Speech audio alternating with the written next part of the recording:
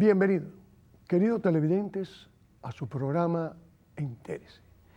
En Entérese hoy no nos vamos a dedicar tanto al presente como al pasado.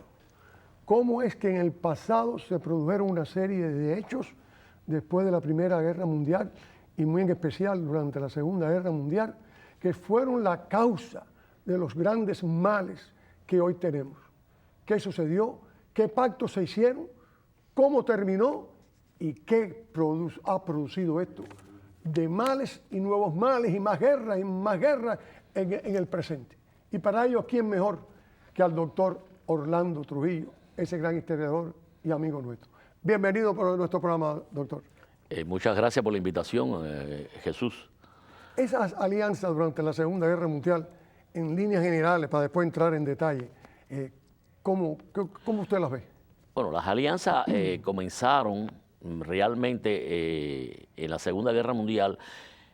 Las alianzas en Europa comienzan cuando Adolfo Hitler, ya canciller de Alemania, le pide a Polonia que le dé un paso, porque recuerda que Alemania tenía lo que era el cuerpo de Alemania, Polonia estaba en el medio y al otro lado había otro pedazo de Alemania que se llamaba la Prusia Oriental, que era territorio alemán, pero que estaba separado por Polonia.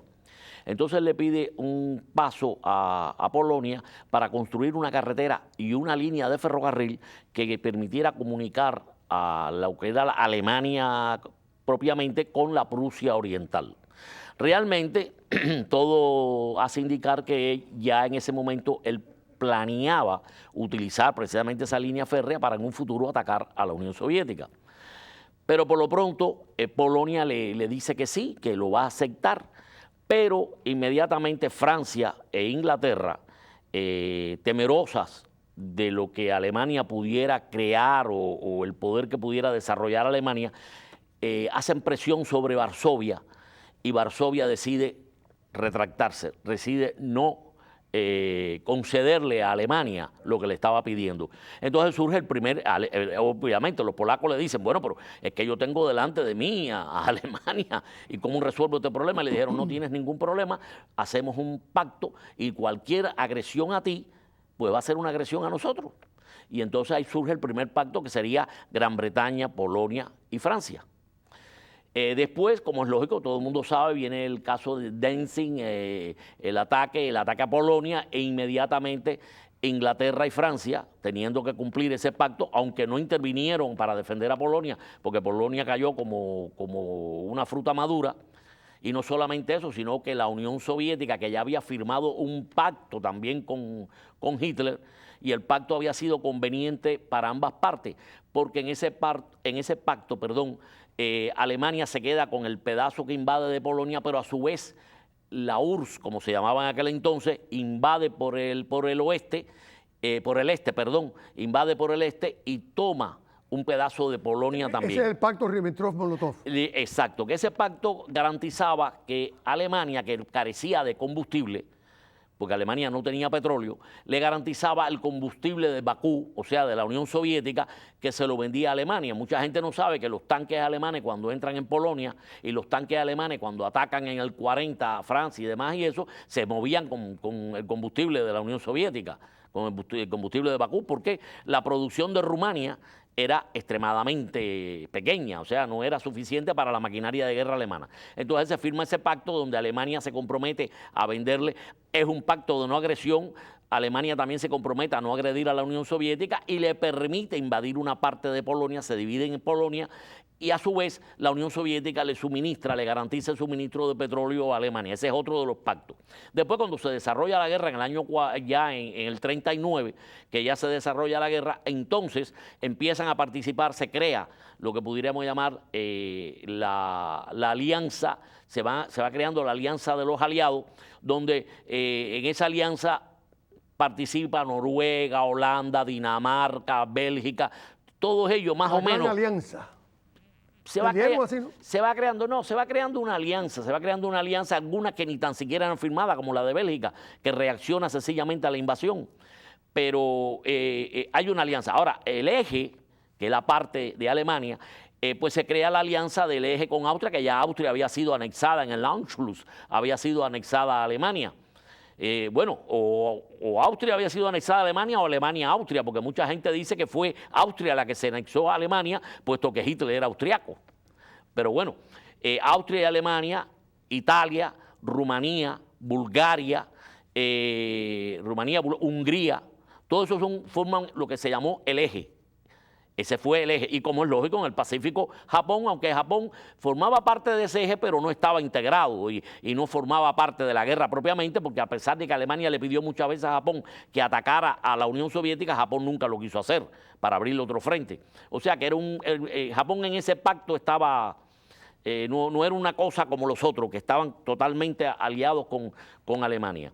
Después, en el año, ya en el año 39, Estados Unidos, que tenía una supuesta neutralidad, que no era tal neutralidad, puesto que Estados Unidos firmó un acuerdo con la Gran Bretaña, que le llamaron el acuerdo de préstamos y arriendo.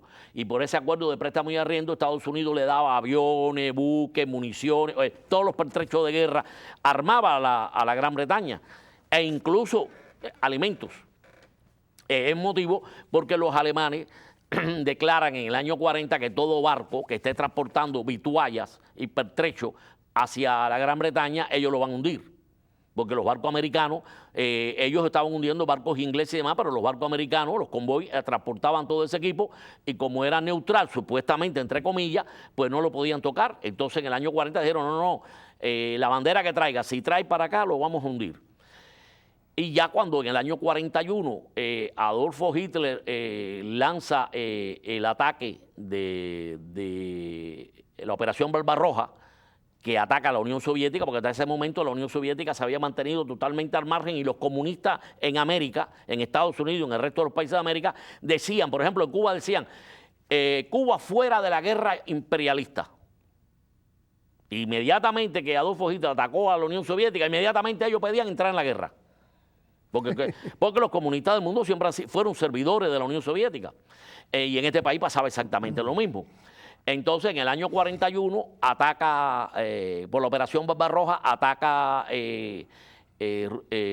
Alemania, ataca a la URSS, y ahí ya empieza la guerra prácticamente generalizada.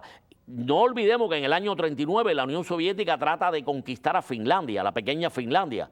Y la pequeña Finlandia se defendió como un león y le dio tremendas derrotas a la Unión Soviética. Es más, tú has oído hablar probablemente del cóctel Molotov. Sí, señor. Que se decía por el general Molotov. Bueno, pues ese cóctel no era de Molotov ni la cabeza de un guanajo. Ese cóctel lo inventaron los finlandeses atacando a los tanques rusos. Y entonces los rusos aprendieron con ellos lo que era un cóctel Molotov, lo que después se llamó cóctel Molotov. O sea que no es una invención rusa, es una invención finlandesa que lo usaron en contra de las tropas rusas. Definitivamente los rusos tienen muy poco, se lo han robado todos los inventos. No, pero bueno, así fue. Y en ese ataque Finlandia peleó sola. Finlandia no tuvo el apoyo de nadie, se enfrentó a la Unión Soviética sola. Y sola logró obligar a la Unión Soviética a firmar un acuerdo y respetar la integridad de Finlandia, que perdió, es verdad, la península de Karolia, no me acuerdo bien cómo se llamaba, que la perdió, pero conservó la independencia de Finlandia. No pasó lo mismo con los países bálticos, que Alemania, los países bálticos, o sea, Estonia, Letonia y Lituania, Alemania los invade. Y cuando se acaba la guerra, los invade la Unión Soviética. Y entonces ya pasan a ser parte integral de la Unión Soviética, hoy en día son países libres. O sea, la Segunda Guerra Mundial, ya después viene el ataque de Pearl Harbor, en diciembre del año 41. Pero por lo que yo veo, ya cuando Pearl Harbor se ataca, ya Estados Unidos en cierta forma. No, Estados Unidos estaba participando. Estados Unidos estaba participando de una manera neutral muy rara. Porque te repito, en préstamo y arrendo estaban manteniendo prácticamente a la Gran Bretaña a defenderse en contra de la invasión, supuesta invasión de León Marino, que le llamaban la invasión alemana, que nunca se llevó a cabo, y a prepararse para luchar contra los alemanes en territorio continental. Después, por otro lado, en Asia, pues Estados Unidos le estaba suministrando indirectamente apoyo a las tropas de Chiang Kai-shek. Incluso habían pilotos americanos volando en los famosos tigres voladores, peleando, que era la fuerza aérea de la Alemania, de la China nacionalista, que estaba peleando contra los japoneses. O sea que estaba interviniendo y no interviniendo, porque todo eso se suponía que no era una intervención directa en la guerra, pero de hecho estaba interviniendo en la guerra. Entonces, en el año 41, cuando Japón ataca Pearl Harbor, a la base naval de Pearl Harbor, y ya se declara la guerra entre Estados Unidos y Japón, ya entonces muchos países de América Latina se unen a esa declaración de guerra, y a su vez Adolfo Hitler, respaldando a Japón, le declara la guerra, porque no es Estados Unidos quien le declara la guerra a Alemania, es Alemania quien le declara la guerra a Estados Unidos en el año 41 después del ataque a Pearl Harbor. Y ahí es lo que conocemos como la Segunda Guerra Mundial, la guerra que todo el mundo ha visto y todo el mundo ha oído, y todos los procesos de los combates en todo el territorio europeo, asiático, incluso en partes de África, que se peleó, y en los mares del mundo, porque los submarinos alemanes y las naves, la marina inglesa. El espía cubano, el espía alemán en Cuba que destruía todos los barcos que salían de La Habana. O sea, hasta Cuba se vio afectada directamente por la guerra. Y un caza submarino cubano hundió un submarino alemán que después que se terminó la guerra se verificó que efectivamente había sido hundido frente a la costa norte de Las Villas.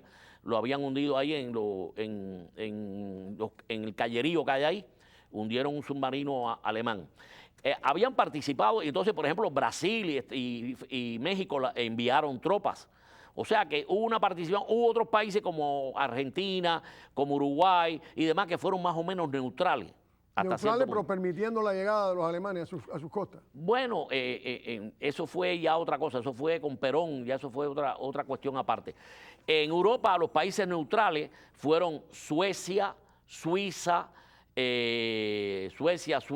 Finlandia, que ya se había acabado la guerra, Finlandia, España, Portugal, Irlanda, Islandia. Más o menos esos fueron los países que se mantuvieron neutrales, como es lógico, los pequeños países del Vaticano, ¿cómo se llama? San Marino, estos pequeños países que no eran nada, pero que también tenían una neutralidad que los alemanes respetaron, como la neutralidad suiza. Que usted nos ha dado una idea, porque usted hay que aprovecharlo hoy, lo que tenemos son minutos. Hay una realidad que la gente le da mucha importancia, el famoso Pacto de Yalta. Bueno, el Pacto de Yalta, Yalta es un balneario de Crimea, o sea, en el Mar Negro. Yalta, cuando se produce, que fue en febrero del año 45, ya la guerra prácticamente estaba terminada, ya Alemania estaba en plena derrota, ya las fuerzas alemanas se estaban batiendo en retirada en todas partes, ya se había hecho el desembarco en Normandía, ya los rusos habían empezado la ofensiva de recaptura de todos los territorios que habían perdido y ya estaban entrando ya en lo que era Europa propiamente, porque muchas veces se ha dicho que Rusia no es Europa, pero bueno, se estaba entrando ya propiamente en ella. Entonces, cuando Roosevelt, que ya estaba moribundo, cuando Roosevelt va a Yalta, bueno, muere en abril y eso fue en febrero. Cuando Roosevelt va a Yalta ya estaba prácticamente moribundo, aparte llevaba con él a Alger Hiss, que era su mano derecha, su hombre, su consejero, su hombre de confianza, y era un agente de la NKGB rusa. Comprobado después, incluso cumplió unos añitos, pocos añitos de cárcel. Y ese era el asesor. Ese era el asesor de Roosevelt. Entonces, Roosevelt llegó allí, llegó Churchill y llegó Stalin. Y lógicamente Stalin se llevó la parte del león, porque Roosevelt le dio todo lo que Stalin quiso. Stalin puso condiciones y todas eran aprobadas. Y al extremo que Churchill se reunió con Roosevelt y le dijo, oye, ¿qué es lo que está pasando? No podemos seguir cediendo y cediendo y cediendo. Pero Roosevelt lo cedía todo. Primero porque tenía a Hiss al lado. Aparte de que todos sabemos que Roosevelt era un fabiano, pero aparte de eso tenía al lado de él a este hombre que era un agente de la NKGB. Era un hombre que respondía a la Unión Soviética. Y entonces ahí se le concedió a la Unión Soviética, al extremo que incluso se le concedió que fueran las tropas rusas las que reconquistaran, o conquistaran, mejor dicho, a Berlín. Entonces, primero. Sí, se le ordenó a las tropas de Patton y todo eso que se detuvieran para permitirle que ellos llegaran allí a Berlín primero. ¿Por qué? Entonces Roosevelt dijo, no, es que los alemanes han ocasionado mucho, los rusos han sufrido mucho debajo